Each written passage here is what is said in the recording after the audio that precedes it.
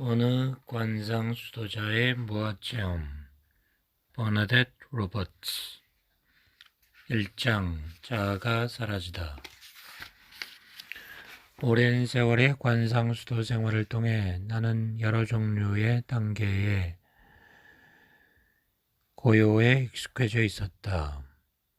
고요에는 내면의 고요와 외부에서 전해지는 고요가 있고, 존재의 움직임을 멈추게 하는 고요와 온 우주를 집어삼키는 고요도 있다. 자아와 더불어 자아의 의지, 사고, 기억, 감정이 멈추는 고요가 있고, 그 안에 아무것도 없는 고요와 그 안에 뭔가 있는 고요도 있다. 무아의 고요와 하느님의 고요가 있다. 나의 관상 경험을 지도에 그려놓는다면 그건 아마도 점점 더 넓고 깊은 고요를 찾아가는 행로일 것이다. 어느 날 내가 다시는 빠져나올 수 없는 고요 속에 잠겼을 때 이 행로는 끝난 듯 보였다. 그러나 이전에도 정신기능이 멈추는 듯한 고요 속에 머물다가 미세한 두려움으로 깨어난 적이 있었다는 것을 말해야겠다. 그것은 아마 완전히 삼켜지거나 사라지거나 돌아오지 못할지도 모른다는 두려움이었을 것이다. 그럴 때마다 그 두려움을 피하기 위해 내 운명을 하나님께 맡기려는 태도를 취하곤 했다. 그러면 고요는 깨지고 나는 매번 평상시에 나 자신으로 돌아오곤 했다. 하지만 그날은 일이 그렇게 되지 않았다. 내가 살던 곳에서 길을 따라 내려가면 바닷가에 수도원이 있었는데 오후에 틈이 날 때마다 나는 그곳의 성당에서 고요에 잠기곤 했다. 그날도 다를 것이 없었다. 고요가 가득 차고 나는 두려움이 일어나 이 고요가 깨지겠거니 하고 생각했다. 하지만 이날은 두려움이 생기지 않았다. 두려움이 없어 어색했던 탓인지 아니면 실제로 두려움이 억눌려 있던 탓인지 모르겠다. 마치 두려움이 언제쯤이나 나를 건드릴지 보려고 기다리기라도 하는 듯 약간의 긴장을 느꼈다. 그동안 나는 마치 알고 있는 세계와 알지 못하는 세계 사이에 놓인 가는 줄 위에서 균형 잡고 있는 듯한 느낌을 받았다. 두려움은 자아를 향해 움직일 것이다. 이번에는 이 한계를 넘어설 것인가? 아니면 나 자신 속으로 되돌아올 것인가? 그러나 내게는 스스로 움직이거나 선택할 힘이 없었으므로 그 결정은 나의 몫이 아니었다. 내 안의 모든 것은 멈추어 있었다. 이 고요 속에서 나는 두려움이 일어나기를 기다리던 긴장감마저 사라졌음을 눈치채지 못했다. 나는 다른 뭔가가 움직이기만을 기다리고 있었다. 얼마나 지났을까? 예배당 문을 닫을 때가 되었는지 한 수녀님이 우는 소리가 들렸다. 집에 돌아가 아이들에게 저녁을 지어줄 시간이었다. 이전에는 깊은 고요에서 갑자기 빠져나오는 일이 항상 어려웠다. 그런데 이날은 몸을 일으켜야겠다는 생각조차 없이 일어섰고 깃털이 되어 떠다니는 듯했다. 밖으로 나가면 당연히 일상적인 힘과 사고하는 마음이 돌아올 것이라 기대했지만 이날은 그 엄청난 고요 속으로 도로 빠져들어갔기 때문에 어려움을 겪었다. 그 후로 사흘 동안 나는 매 순간 나를 압도할 것 같은 고요를 피하기 위해 전쟁을 치러야 했다. 최소한의 집안일이라도 하기 위해서는 지금 하고 있는 일을 스스로에게 계속 상기시키는 수밖에 없었다. 그러다 결국에는 지쳐버려 소파에 기대야 했다. 눕는 순간 의식을 잃었다. 5분이 몇 시간처럼 느껴지기도 하고 어떤 때는 몇 시간이 5분처럼 지나갔다. 이러한 일종의 실신 상태에서는 꿈, 주변에 대한 인식, 사고, 경험 등 어떤 것도 존재하지 않았다. 나흘째 되던 날 고요가 누그러졌다. 노력을 덜 기울이고도 깨어 있을 수 있었기에 나는 장을 보러 나갔다. 갑자기 어떤 여자가 나를 흔들며 주무세요 라고 물었다. 내가 가게에 어떻게 들어왔는지, 뭘 해야 하는지 알 수 없었기 때문에 나는 미소를 지어 보였다. 닷새째 아침에는 아무리 찾아도 슬리퍼가 보이지 않았다. 냉장고 문을 열었을 때 나는 그 안에서 믿기지 않는 것을 발견했다.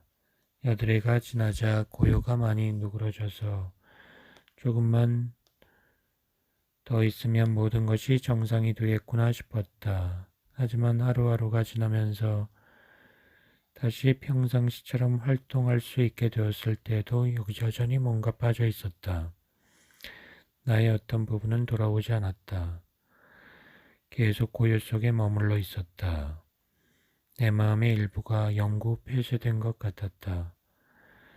나는 나의 기억이 완전히 회복되지 않았기 때문이라 생각했다. 하지만 막상 기억이 모두 돌아오고 나니 기억이란 것이 얼마나 시털시털한 것인지 알게 되었다. 기억은 생명력을 잃었다. 먼 과거 기억뿐 아니라 몇 분 전의 기억도 휑하게 느껴졌다. 뭔가가 죽으면 그걸 되살리려고 애쓰는 습관도 잃게 된다. 그러므로 기억이 사라져버린다면 과거가 없는 사람으로 사는 법을 터득할 수밖에 없다. 이 시기는 여러 면에서 힘든 때였지만 지금 이 순간에 머물기 위해 노력을 기울이지 않고도 순전히 필요에 의해서 그렇게 할 수 있게 되었다는 것은 감사한 일이다.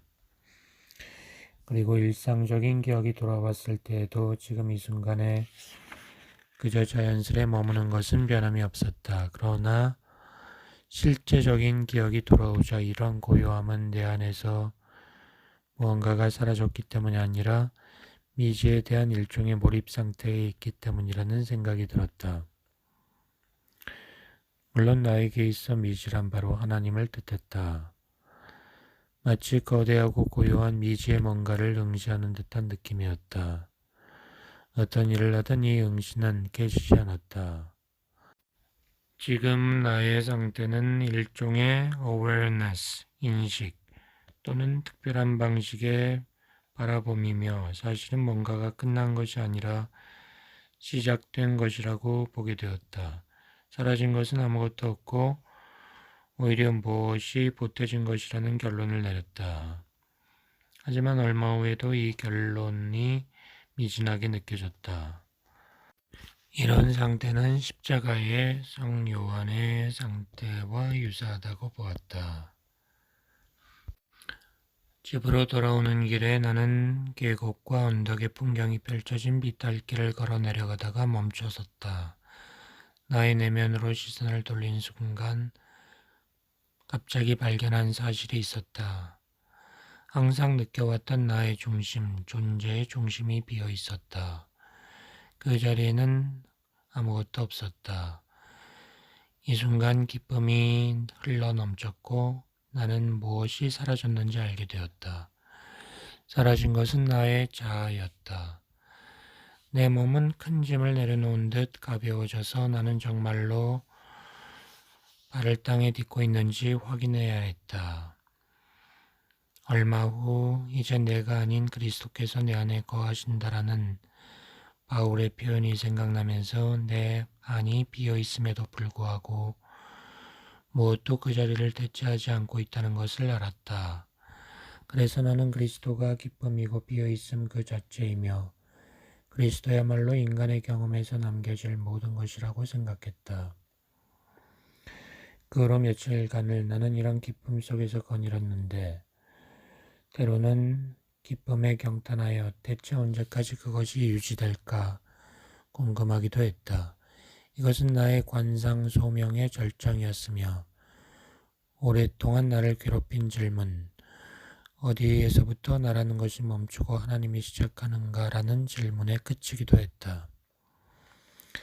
나와 하나님을 갈라놓았던 경계선이 오랜 수도 생활을 통해 찾기 힘들 만큼 흐릿해지긴 했지만 그럼에도 나의 마음은 무엇이 그분의 것이고 무엇이 내 것인가라는 질문의 답을 간절히 바라왔었다. 이제 질문은 끝이 났다. 나의 것은 없으며 당신 것만이 남아 있었다. 이렇게 기쁨이 넘치는 상태로 평생을 살아갈 수 있었을지도 모르겠다. 그러나 그런 일은 하나님의 위대한 계획에 있지 않았다. 일주일이 지나고 수도, 고통, 경험, 그리고 일생의 목표들, 즉 내 영성 생활의 전부가 폭발해 흩어졌다. 남은 건 없었다. 기쁨도 자아도 없었다. 2장 하나님은 어디에? 내면이 비어있다는 기쁨이 가라앉기 시작하자 나는 텅 비어있는 내 안을 관조하는 시간을 가짐으로써 기쁨을 되돌리려 했다. 자아의 중심이 사라진 대신 거기에 남은 고요 기쁨이 바로 하나님 당신이라 믿었다. 그래서 그날도 기쁨을 만끽하고자 조용히 앉아 내면을 바라보았다. 그러자 텅 빈 공간이 확장했다. 너무나 급격한 확장이라 폭발할 것 같았다. 100층짜리 빌딩에서 초고속으로 엘리베이터를 타고 떨어지는 듯한 느낌이 들었다.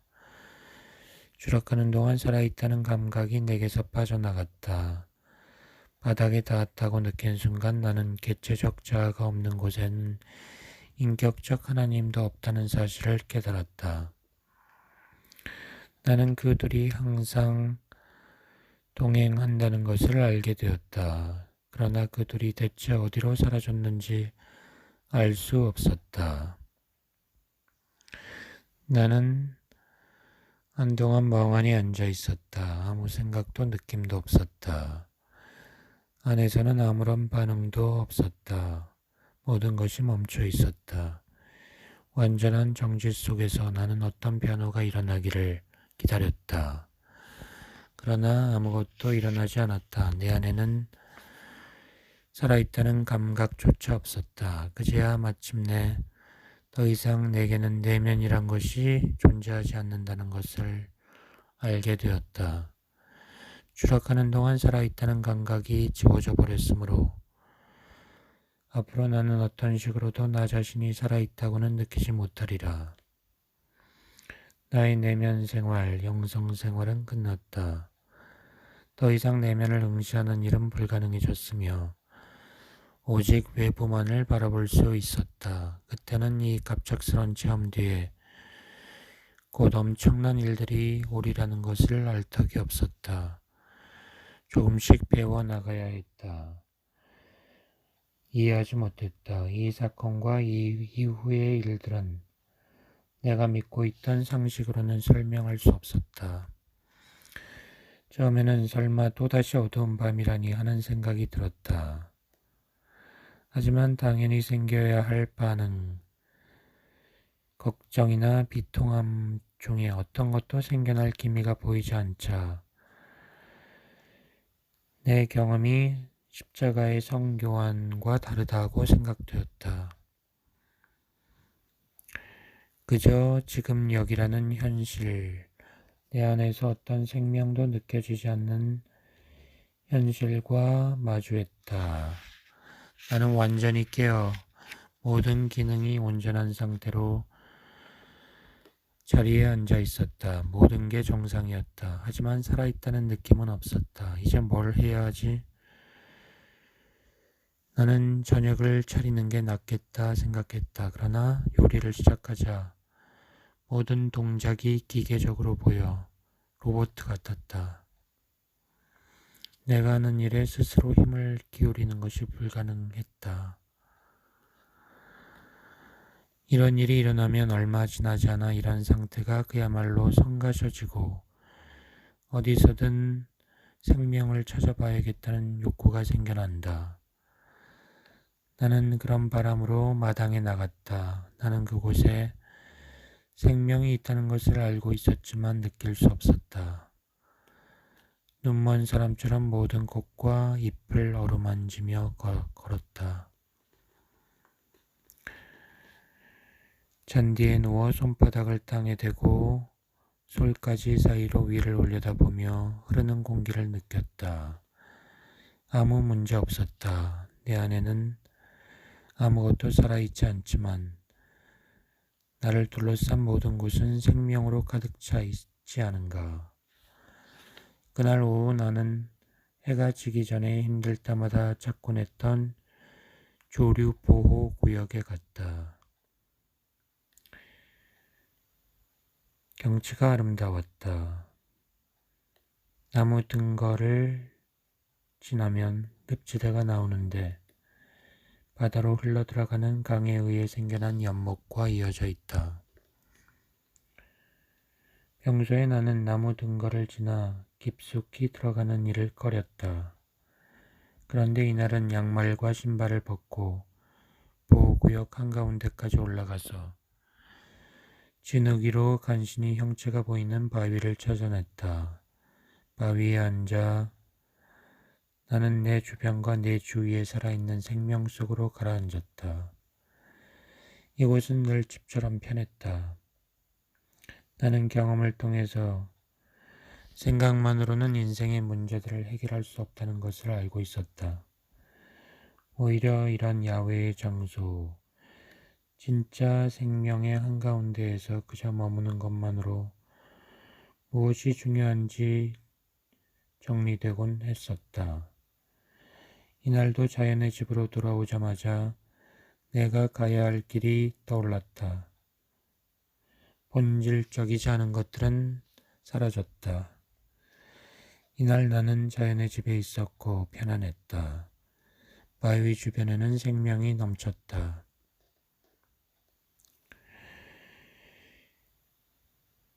다른 모든 곳에 존재하는 생명이 내 빈 곳을 채워주었다. 무엇이라고 어디에 있다고 정의 내리기 힘든 생명 속에 나는 있었다. 내가 있을 곳은 여기다. 인간이란 그 자신을 이루는 원소보다 낫지 않은 존재일 수도 있다. 그 원소가 바로 생명 하느님이기 때문이다. 지금 중요한 건 자연의 집에 있다는 사실이다. 그 후로 몇 주 동안 나는 야외에서 시간을 보냈다. 활기 없는 집안의 생활이 견디기 힘들었다.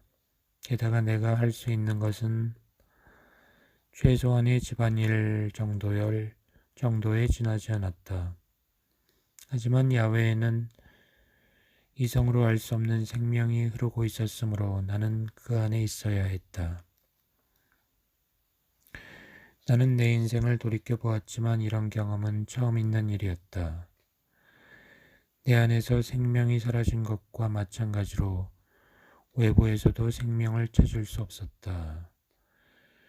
분명 생명은 주위 모든 곳에 있을 텐데 지금 돌이켜보면 인간은 왜 생명이라는 알 수 없는 것을 굳이 구체적으로 설명하고자 하는지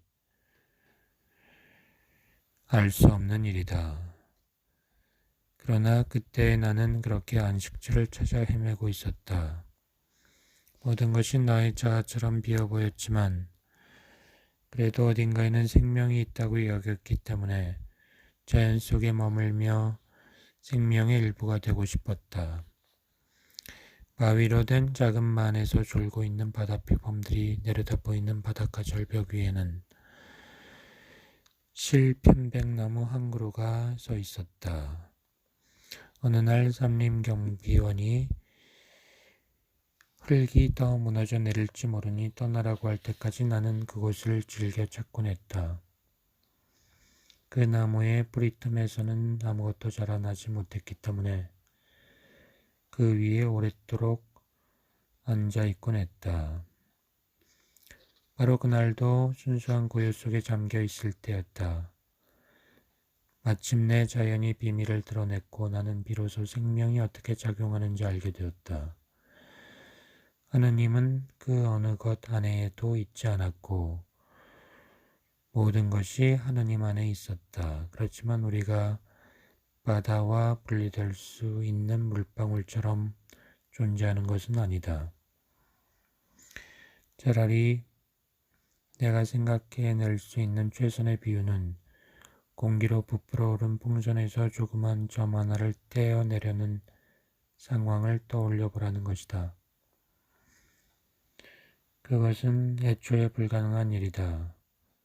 풍선은 그냥 터져버릴 것이다.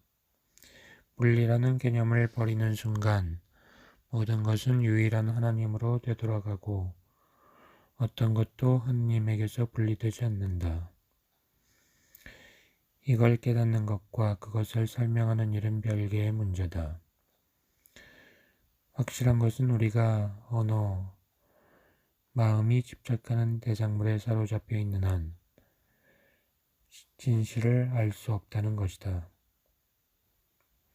진정한 생명의 본질에 대한 기존관념을 넘어서기 전에는 우리가 얼마나 전적으로 안전한 존재인지, 스스로를 보호하기 위해 벌이는 개인의 모든 투쟁이 어째서 힘의 낭비인지를 깨닫지 못할 것이다. 이런 통찰은 새로운 문을 열었다. 나는 다른 방식으로 사물을 보기 시작했다. 생명을 찾아 헤매는 일을 그만두었다. 생명은 모든 곳에 있으며 우리는 생명 안에 있다. 생명은 존재하는 모든 것 자체이다. 이 여행에서 내가 확실히 배운 교훈이 하나 있는데 그것은 단 하나의 통찰은 실제적인 변화를 일으키기에 충분치 않다는 것이다. 어떤 통찰이 생기더라도 그것은 시간이 지남에 따라 우리가 이미 가지고 있는 사고체계 속에서 걸러지고 동화되기 때문이다. 일단 그 안에 맞춰지면 통찰은 마음이라는 조건에서 사라져버린다. 새로운 통찰을 진정한 봄과 알매 방식으로 자리 잡도록 하려면 그것을 건드리지도 그것에 매달리지도 그것을 진리라고 명명하지도 않으며 심지어 그것에 대해 생각하지도 말아야 한다. 통찰을 유지하기 위해서는 그 지혜와 함께 흘러야 한다. 우리에게 공이 날아오면 그제야 어느 방향으로 움직일지를 결정하겠다는 생각은 옳지 않다. 우리는 통찰을 얻고도 그것을 기존의 사고체계 안에 내던져버리고는 결국 어느 쪽으로도 움직이지 못한다. 하지만 공이 날아올 때 우리가 정말로 준비되어 있다면 순전히 공의 기세만으로도 우리는 그 흐름에 이끌릴 것이다. 나는 이 교훈을 얻었다. 경험의 조각들이 기존의 세계관에 들어맞지 않거나 새로운 통찰이 내가 아는 것의 한계를 넘어설 때면 나는 혼란에 빠졌었다. 그래서 답이 있을 수 없는 질문을 풀기 위해 시간을 허비해야만 했다. 한 예로 개체로서 살아있다 또는 존재한다라는 느낌이 내면에서 사라진 순간 외부에서 생명을 찾기 위해 애썼던 것을 들 수 있다.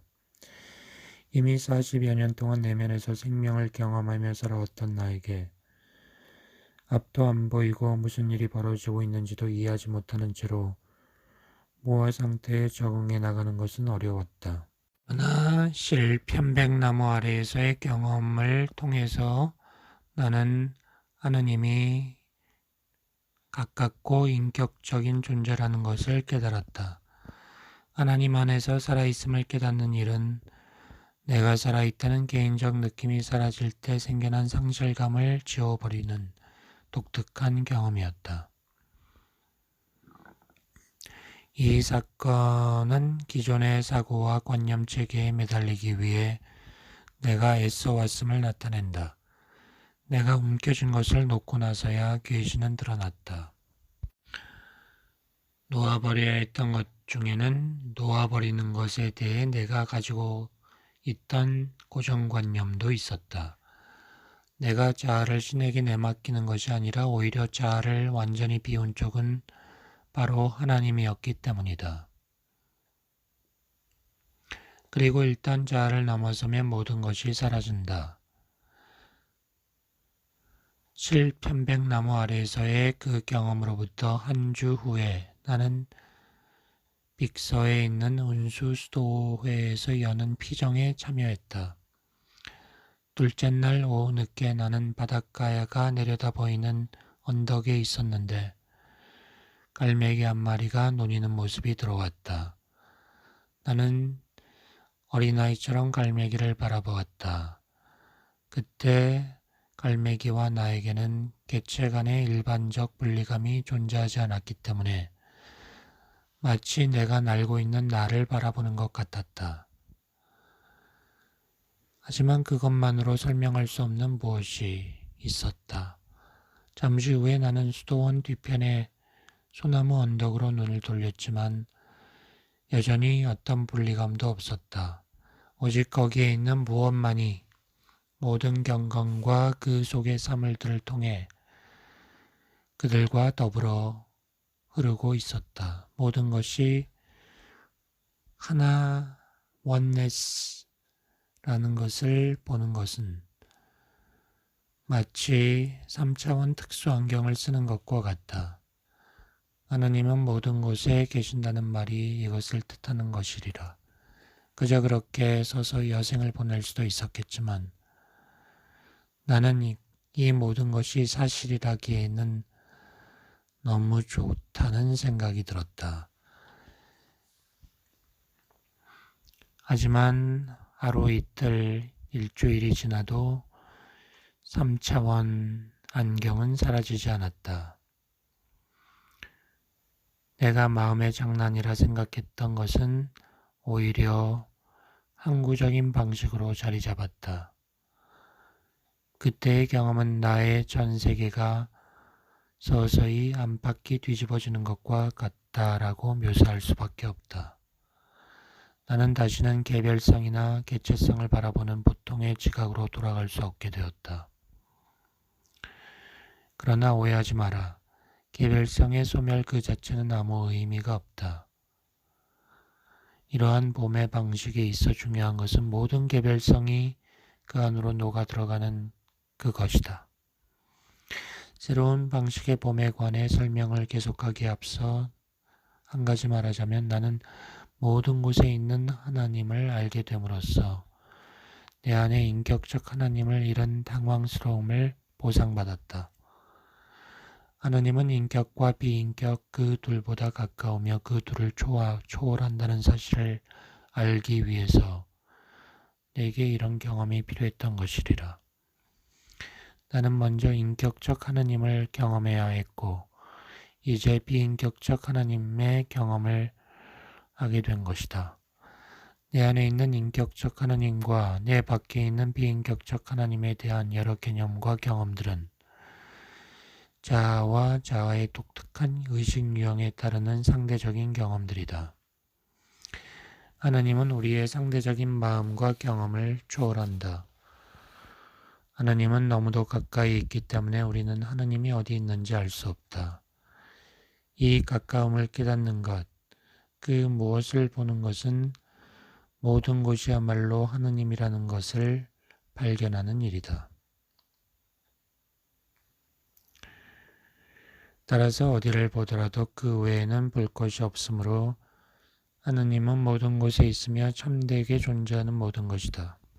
하나님은 인격도 비인격도 아니고 안에 있지도 밖에 있지도 않으며 전체적으로 보면 모든 곳에 있고 딱 꼬집어서는 어느 곳에도 없다. 간단히 말해서 하나님은 참되이 존재하는 모든 것이다.